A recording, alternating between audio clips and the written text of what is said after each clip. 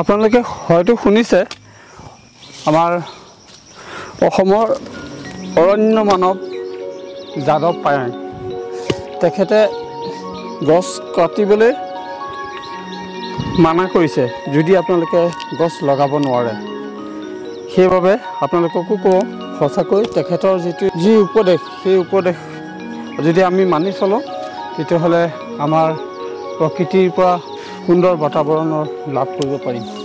এতিয়া মই ঘৰৰ সন্মুখতে এটা লেচু পুলি লগাওঁ, এইটো লেচু কলমটো লগাম আৰু অহা বছৰলৈ দেখুৱাম পুলিটো কেনেকুৱা হয়।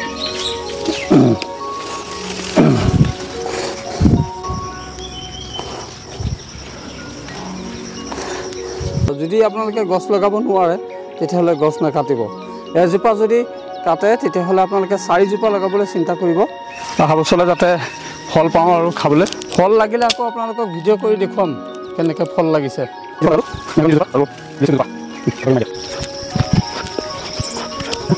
গাঁতটো খান্দি ল'লোঁ আৰু অকণমান গোবৰ মাটি আছে, গোবৰ মাটিকো মিলাই দিছোঁ আৰু পুলিটো এনেকুৱাকৈ লগাই দিছোঁ। কোন পানীকণ লৈ আহকচোন, এই জাৰটোত আছে পানীখন লৈ। আজি বিশ্ব পৰিৱেশ দিৱস আৰু বিশেষকৈ মই নহয় আমাৰ দেউতাও গছ গছনি লগাই ভাল পায় আৰু এই দেউতাই ডাঙৰ ডাঙৰ গছকেইডাল লগাই থৈ গৈছে কাৰণ আমাৰ বাবে নহয়নে বাৰু। আৰু আমিও এই মোৰ সন্তানৰ বাবে আমি অন্য একো কৰিব নোৱাৰিলেও গছপুলি 4জোপা লগোৱাটো বিশেষ প্ৰয়োজন। উপলক্ষে আমি গছপুলি এজোপা লগোৱা সেইটো কথা নহয়। এয়া চাওক মই বিভিন্ন সময়ত কেতিয়াবা গছপুলি লগাওঁ। এয়া অগৰ গছো লগাই থোৱা আছে, চিচু গছ লগাই থোৱা আছে, এয়া কৰৈ গছ লগাই থোৱা আছে আৰু গমাৰি গছ লগাই থোৱা আছে, আম গছ লগাই থোৱা আছে আৰু বিভিন্ন গছ লগাই থোৱা আছে। এইখন আমাৰ গছৰ বাগান। আজি আপোনালোকক এইখন বাগান কিয় দেখুৱাইছোঁ, আপোনালোকে গছ আমাক কিয় প্ৰয়োজন আৰু সেই গছসমূহে আজি আমাক এটা সুন্দৰ বাতাবৰণ দি আছে। নিশ্বাস লোৱাত আমাৰ কোনো ধৰণৰ কষ্ট হোৱা নাই আৰু সেইবাবে বন্ধুসকল আজি বিশেষ নকওঁ, বিশ্ব পৰিৱেশ দিৱসটোত আপোনালোকে সকলোৱে 2জোপা 4জোপা হ'লেও যিকোনো গছপুলি আপোনালোকে লগাওক। আৰু মই এইটোৱে ক'ব বিচাৰোঁ যে মই আজি এই গছপুলিটো আনিয়ে আপোনালোকক মই এই ভিডিঅ' বিচৰা নাই। মই এইটোৱে ক'ব বিচাৰিছোঁ আমি আনক দোষাৰোপ কৰাৰ লগতে আমি কেনেধৰণে গছপুলি লগাইছোঁ বা কেনেধৰণৰ পৰিৱেশ কৰিছোঁ, ঘৰৰ কাষত আমি 4জোপা গছ লগাইছোঁ নে নাই সেই পৰিৱেশটোহে দেখুৱাবলৈ লৈছোঁ। এইখন মোৰ গছৰ বাগান আৰু ইয়াতে মই গছপুলি বিভিন্ন ধৰণৰ গছপুলি লগাইছোঁ। মেহগনি গছপুলি আৰু এইটো মোক এজন জয়সিদ্ধিৰ দাদাই দিছে আৰু পৰিৱেশ দিৱসৰ উপলক্ষে আজি এই গছপুলিটো লগাম মই। আৰু ইয়াৰ লগতে মই এটা ক'ব বিচাৰোঁ, এইটো মই যোৱা বছৰত লগাইছিলোঁ এই মেকুৰী ডিম পুলিটো। এইবছৰ চাওক মোতকৈ ওখ হৈ গ'ল এইটো যোৱা বছৰৰ পুলি। এইটো একেলগে লগাইছিলোঁ, এইটো 6 ফুট আঁতৰত আছে। এইটো গছপুলি বহা নাই আৰু কিন্তু এই গছপুলিটো যথেষ্ট বাঢ়িছে। এইজোপা অগৰ গছ মই দেখুৱাইছোঁ আপোনালোকক, চাওক এয়া অগৰ গছ, এয়া অগৰ সাঁচি গছ বুলি কয় যে এইজোপা সাঁচি গছ আৰু আছে এইজোপা সাঁচি গছ আৰু এইজোপা 6 বছৰমান হৈছে। 6 বছৰ ব্যৱধানতে গছবিলাক লগোৱা হয়। তাৰপিছত এয়া আম ধৰণে যদি আমি গছ লগাওঁ তেতিয়াহ'লে নিশ্চয় আমাৰ পৰিৱেশটো ভাল হ'ব। এতিয়া আহক আমি পৰিৱেশ দিৱস উপলক্ষে এই পুলিটো লগাওঁ আৰু আমি সকলোৱে এইটো সংকল্প লওক যে 2জোপা হ'লেও 4জোপা হ'লেও গছপুলি লগাওক। চাওক আমি অহা বছৰ আকৌ দেখুৱাম এই গছজোপা কিমান ডাঙৰ হৈছে আপোনালোকক দেখুৱাম।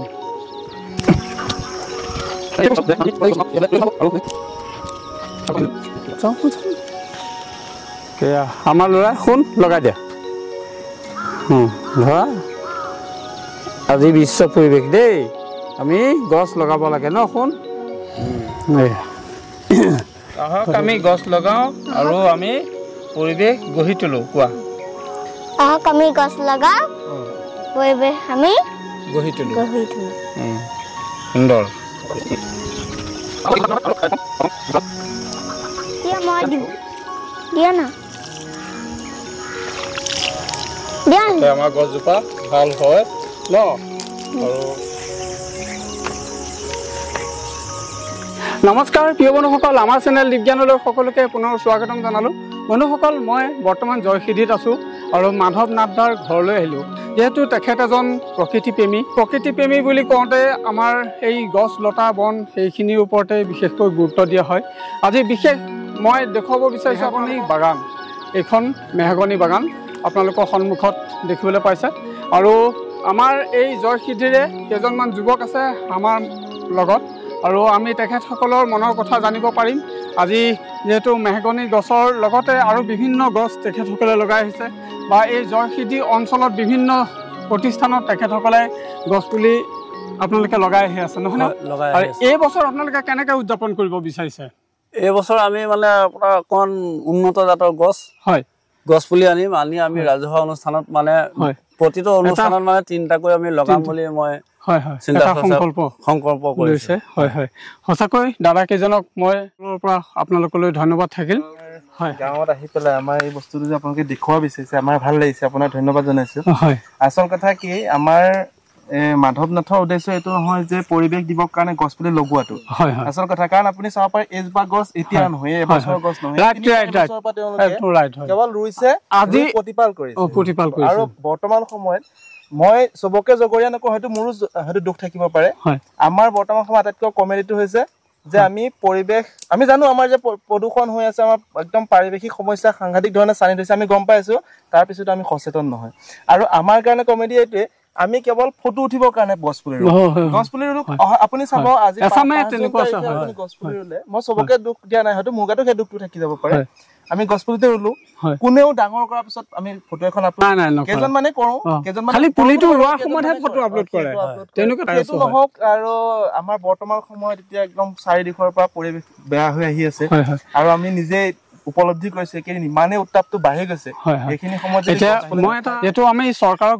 দোষাৰোপ কৰো ন গছ কাটিবলৈ ডাঙৰ গছবিলাক তেওঁলোকে কাটিছে বুলি আমি দোষাৰোপ কৰিছো কিন্তু আমি নিজৰ বাৰীখনত 2জোপা 4জোপা উন্নত জাতৰ গছ যদি আমি লগাই থওঁ নিশ্চয় পৰিৱেশ আমি গঢ়িব পাৰিম নহয় নে বাৰু হয় আজি পৰিৱেশ দিৱসটো লৈয়ে নহয় যে আমি বিভিন্ন সময়ত হয় প্ৰতিদিনাখনে আমাৰ কাৰণে পৰিৱেশ দিৱস সুন্দৰ কথা কৈছে দেই যিটো থলুৱা গছ আছে যেনেকৈ আম গছ কেতিয়াও আপোনাৰ পাত শেষ কৰিব নোৱাৰে কঁঠাল গছৰ পাত কেতিয়াও শেষ নহয় এইসমূহ গছ লগাব লাগে আমাৰ জলবায়ু বা আমাৰ যিটো বতাবৰণ সেই বতাবৰণটো কিছুমান গছ আছে ধৰক পাত নাথাকে একদম উদং হৈ যায় তেনেকুৱা গছতকে আমি এইবিলাক ফলো পালো আৰু লগতে তাৰ পৰা ছাঁও পালো অক্সিজেনো পালো নহনে হয় আপোনালোকে কি ক'ব বিচাৰে সেইটোৱে আচলতে কি হৈছে এতিয়া বৰ্তমান সময়ত কাৰ্বন ডাই অক্সাইড গেছৰ পৰিমাণটো বহুত বাঢ়ি গৈছে বায়ুমণ্ডলত 0.035% মাত্ৰ কাৰ্বন ডাই অক্সাইড গেছৰ পৰিমাণ থাকিব লাগে কিন্তু আমাৰ গছবোৰ যধে আমাৰ কাৰণ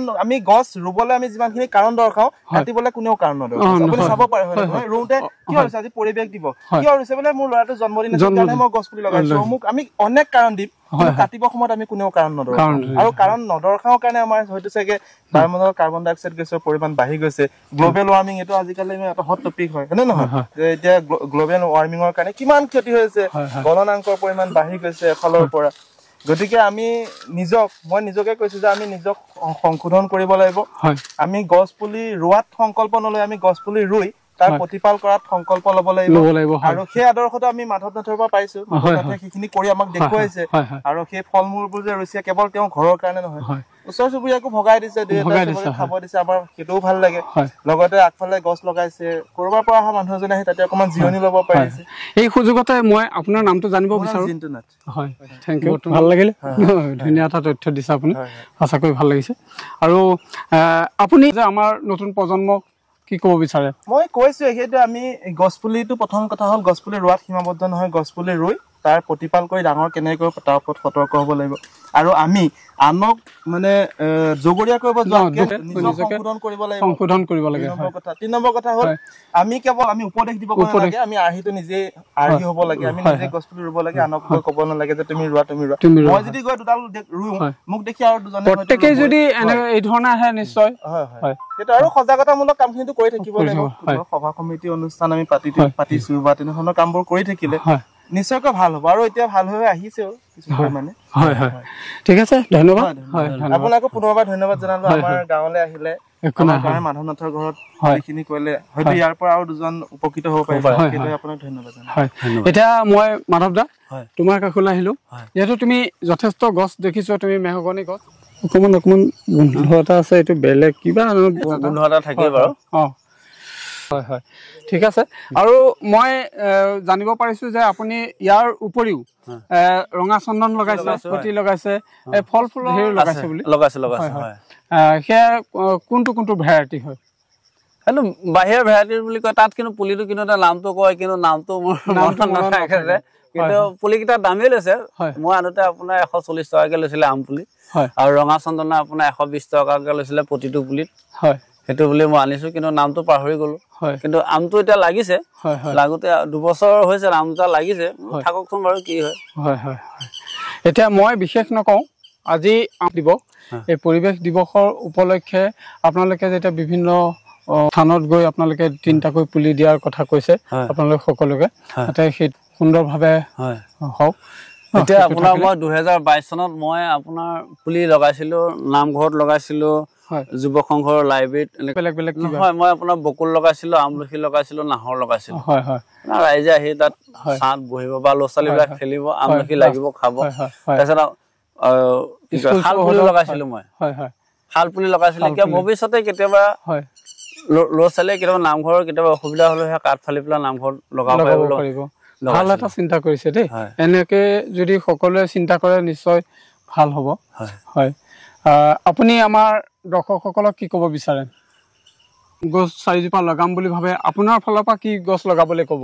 মই আপোনাৰ আমাৰ আছে চেগুন আছে, গমাৰি আছে, আৰু যিহেতু শিমলুৰ পৰা আদি কৰি বিভিন্ন গছ আছে ন, ভাল বুলিয়ে কৈছো। হয় এইটো গছ লগাব লাগে, পৰিৱেশ গঢ়ি তুলিব লাগে, নহয়নে? আৰু পৰিৱেশক বিশেষ গুৰুত্ব দিব লাগে, নহয়নে? এতিয়া চাওক, মই বহাগৰ বিহুটো আহিলে আমাৰ ঘৰৰ মানুহ 6টা, মই গৰু বিহু দিনাখন 6টা পুলি মই লগাও। এই লগাইছো, তাৰ আগৰ বিহুটো লগাইছো। মই যেতিয়াৰ পৰা গছ যে লগাব লাগে বুলি মোৰ তেতিয়া সচেতনা আহিছে, তেতিয়া মই বিহুটোৰ প্ৰতি মই 6টা 7টা পুলি মই লগাওৱে। আৰু এইজন দাদাৰ ওচৰলৈ অহাৰ কাৰণটো হৈছে এইটো, আমি যে পৰিৱেশ দিৱস বুলিয়ে যে এজোপা গছ লগাব লাগে সেইটো কথা নহয়। আমি সময় সুবিধা পালে গছ 2জোপা 4জোপা লগাই ৰাখিব লাগে। এতিয়া মই ঘৰতো আপোনাৰ পুলি আনি থৈছো, মই যেতিয়া ফ্ৰী সময় পাম তেতিয়া মোৰ মনটো অট'মেটিকলি ক'ব যে অমুকত পুলি 2টা লগাব লাগে, মই গৈ লগাই থৈ আহোঁ। আৰু আপোনাৰ শুনিবলৈ পাইছো তামোল এজোপা লগাইছে, আমাৰ ইয়াৰ নহয় আফ্ৰিকাৰ তামোল। তাকে সেইজোপা অকণ চামগৈ, নহয়নে বাৰু? আৰু ধন্যবাদ জনালো। আৰু এতিয়া আমাৰ আছে গছ নলগোৱাও নহয়, যিকণ মাটি লগাইছো। চাওক দেই, আজি গছখিনি 2 বছৰ হৈছে, আৰু 8 বছৰ পিছত যেতিয়া গছখিনি ডাঙৰ হৈ যাব, তেতিয়া বিভিন্ন চৰাই চিৰিকটি আহি আপুনি ইয়াত থাকিব। যথেষ্ট ভাল লাগিল আজি আপোনাৰ এই পৰিৱেশটো চাই, যিহেতু গছ গছনিয়ে একদম ভৰাই ৰাখিছে। চাউথ আফ্ৰিকাৰ তামোল নাৰ্চাৰীৰ পৰা আনিছিলো, এটা পুলি 300 টকাকে। চাউথ আফ্ৰিকাৰ পুলি ন তামোল, কিন্তু আমাৰ ইয়াৰ লগত দেখাতটো একেই ধৰণৰ ন গছজোপা? দেখাত একে হয়, তথাপিও মানে কিমান ওখৰ পৰা, মানে কিমান বয়সৰ পৰা পুলিটোৱে? আপোনাৰ 4 ফুট মানৰ পৰা লাগিব বুলি নাৰ্চাৰীত মোক কৈছিলে আনোতে। কিন্তু আমাৰ ইয়াৰ সৈতে কিন্তু আফ্ৰিকান তামোল চাওক, এয়া এইজোপা কিমান 4 ফুটৰ পৰা তামোল দিব? 4 ফুট 5 ফুটৰ পৰা এনেকে তামোল দিব বুলি কৈছে আমাৰ ইয়াত। তামোলটো কেনেধৰণৰ হয়? তামোলটো আপোনাৰ যথেষ্ট ডাঙৰ হয়, আৰু পুৰা পৰিপূৰ্ণ হিচাপে তামোলটো লাগে। মানে যথেষ্ট ডাঙৰ থোকা হয়। 4 থোক 5 থোক এনেকে 6 থোক এনেকে লাগে, মানে নাৰ্চাৰীত মোক কোৱা মতে। আৰু সেইমতে মই 15টা পুলি মই প্ৰতিটো পুলি 300কে দি আনি পেলাই মই লগালো। এটা পুলি 300 টকাকৈ লৈছে? 300কে লৈছে। এতিয়া ইয়াৰ বয়স কিমান হৈছে? ইয়াৰ বয়স আপোনাৰ 2 বছৰ হৈছে। 2 বছৰ হৈছে, মানে আৰু 2 বছৰ পিছত ইয়াৰ ফল লাগিবলৈ আৰম্ভ কৰিব।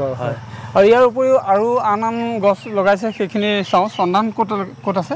চন্দন আছে আপোনাৰ তাত আছে। কেনেকৈ লৈছিল আপোনাৰ ৰঙা চন্দন? মই আনোতে আপোনাৰ 120 টকাকে লৈছে। এইটো এটা ৰঙা চন্দনৰ পুলি, আপোনাৰ এতিয়া এইটো পাতটো সৰি গৈছে, কিয় সৰিছে মই ধৰিব পৰা নাই। এইটো পোকে খাইছে নিচিনা মোৰ অলপ সন্দেহ হৈ আছে। গছৰ পাতটোত মানে পোক লাগিছে, পোকে খাই দিছে। এইটো কিবা এটা মাৰিলে ৰঙা চন্দন। আৰু দেখিবলৈ পাইছো লিচু, এইটো অলপ বেলেগ জাত। আৰু এইটো নামটো জানে নেকি আপুনি? নাৰ্চাৰীত কৈছিলে নামটো, কিন্তু মই পাহৰি দিলোঁ। সৰুতে আনিছিলো। এই পুলিটো কলম আছিল নে কি? কলম নহয়, কলম আছিলে। কলম নাৰ্চাৰীৰ পৰা আনিছিলো।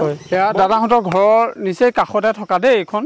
ইয়াতো মেহগনি গছ দেখিছে আপোনালোকে আৰু বিভিন্ন গছ আছে ৰঙা চন্দন আছে ইয়া দেখিবলৈ পাইছো অমিতা আছে আৰু আপোনাৰ এই পৰিৱেশটো চাই আমি এইটোৱে ক'ব বিচাৰো সকলোৱে যাতে গছ লগাও না সকলোৱে মোৰ মতে এতিয়া চাওক দেই আমাৰ অসমৰ মানুহ কিমান আছে প্ৰত্যেক ঘৰে যদি আজিৰ দিনটোত হয় মিনিমাম যদি এটাকৈ বা দুটাকৈ পুলি লগায় আজি পৰিৱেশ দিৱস হিচাপে যদি দুটাকৈও লগায় এতিয়া চাওক কাৰোবাৰ ঘৰত জেগা নাই লগত আৰু নিজৰ ৰাস্তা পদূলিতে দুটা পুলি লগাওক পুলিটো যেতিয়া ধুনীয়াকৈ আপুনি বেৰখুৰ দি লগাব এইটো নহওঁ বুলি নকয় আৰু তাকতো ধৰক আপুনি পুলিটো দাঙি লৈ থাকিব বা লৈ থাকিব নালাগে পৃথিৱীত খালি গোজাহে মাৰি থ'ব লাগে গতিকে সকলো অসমবাসী ৰাইজকো মই ক'ব খোজো যে প্ৰত্যেকে দুটাকে হ'লেও গছ পুলি লগাওক হয় গছ পুলি দুটা লগাওক সুন্দৰকৈ ডাঙৰ দীঘল মই জয় জয়তে সদৌ অসমবাসী ৰাইজক বিশ্ব পৰিৱেশ দিৱস উপলক্ষে মই আন্তৰিকতা অভিনন্দন জনাইছোঁ আৰু গছ পুলি লগাই গৈ থাকিব লাগে লগাব লাগে আৰু সেই গছে আমাক নিজে সহায় কৰি গৈ থাকিব আমিও গছক সহায় কৰি গৈ থাকিব লাগে এতিয়া আমাৰ আছে আমাৰ গাঁৱৰে জিন্তুমণি নাথ নমস্কাৰ আপোনালোক আমাৰ ইয়ালৈ অহাৰ বাবে আপোনালোকৰ চেনেলক আমি ধন্যবাদ জ্ঞাপন কৰিলোঁ আজি পৰিৱেশ দিৱস গতিকে আমি প্ৰত্যেকেই গছপুলি ৰোপণ কৰিছোঁ বা আমি গছপুলি ৰোপণ কৰি তাৰ ডাঙৰ দীঘল কৰাৰ এটা সংকল্প লৈছোঁ আমাৰ এইখিনিতে এটা দুখ থাকি যায় আমি কেৱল গছপুলি ৰোৱাতে সীমাবদ্ধ হৈ যাওঁ মোৰ তেনেকুৱা লাগে কেতিয়াবা আমি গছপুলি কেৱল ৰুলেই নহ'ব আমি গছপুলি ৰুই তাৰ প্ৰতিপাল কৰি তাৰ ডাঙৰ দীঘল কৰাটোৰ ওপৰত যথেষ্ট গুৰুত্ব আৰোপ কৰিব লাগিব আৰু আমাৰ আপোনালোকে চাব পাৰে মাধৱ নাথ আমাৰ গাঁৱৰ এজন উদ্যমী যুৱক মাধৱ নাথে আমাৰ ইয়াত সেই আদৰ্শটো আমাক দেখুৱাইছে যে কেৱল গছপুলি ৰোৱাতে সীমাবদ্ধ হ'ব নালাগে এইবোৰ আপোনালোকে আজি যিবোৰ উঠাই আছে গোটেইবোৰ গছ এই আজিৰ বা কালি ৰোৱা নহয় এইবোৰ 2 বছৰ 3 বছৰ আগৰ অৰ্থাৎ তেওঁ আমাক কৈছেও আদেশও দিছে আৰু লগতে তেওঁ আদৰ্শটো দেখুৱাই আহিছে আৰ্হিটোও দেখুৱাই আহিছে গতিকে আমাৰ ভাল লাগিছে আৰু মাধৱ নাথক আৰু ভগৱানে শক্তি দিয়ক তেখেতে অনাগত দিনত এনেধৰণৰ পৰিৱেশ সচেতনতামূলক কামবোৰ কৰি গৈ থাকক তেতিয়া আৰু আমাৰ পৰিৱেশটো আৰু ভাল হ'ব আৰু বৰ্তমান সময়ত যে গছ এজোপাৰ গুৰুত্বটো কিমান আমি এই দুদিনৰ আগলৈকে যিটো উত্তাপ বাঢ়িছিলে সেইটোতে আমি গম পাই গৈছোঁ গতিকে আমাক গছ লাগিবই আৰু আমি গছ থাকিলেহে আমি একেটা কথাকে আকৌ আওৰাইছোঁ যে গছ থাকিলেহে আমি থাকিম গছ থাকিলেহে পৃথিৱী থাকিব আৰু পৃথিৱীখন সেউজীয়া হৈ থাকক আমি তাৰে আশা কৰোঁ আমি আপোনাক ধন্যবাদ জনালোঁ আগলৈও এনেকুৱা ভাল কাম কৰি থাকক আৰু আপোনাৰ চেনেলটো এনেকুৱা ভাল কথাবোৰ আপোনালোকে পাই থাকিব গতিকে দীপ জ্ঞান চেনেলটো আপোনালোকে এবাৰ সাবস্ক্ৰাইব কৰি দিব আৰু আপোনালোকে এনেকুৱা ধনাত্মক কথা ইয়াৰ এই চেনেলটোত আপোনালোকে অকমান কিঞ্চিত কিবা এটা দিব ভাল কাম কৰি থাকিলে দৰ্শকে আকোৱালি ল'ব আপুনিও সেইটোৱে কৰক গছ লগাওক বুলি নকওক আপুনিও কওক আপোনাৰ যিসকল দৰ্শক আছে যে গছ লগাই তাৰ প্ৰতিপাল কৰক সেইটোকে ডাঙৰ কৰক আমি পুনৰ আকৌ ভিডিঅ' বনাবলৈ ভিডিঅ' লগ পোৱাৰ প্ৰতিশ্ৰুতিৰে সকলো একেলগে জয় অসম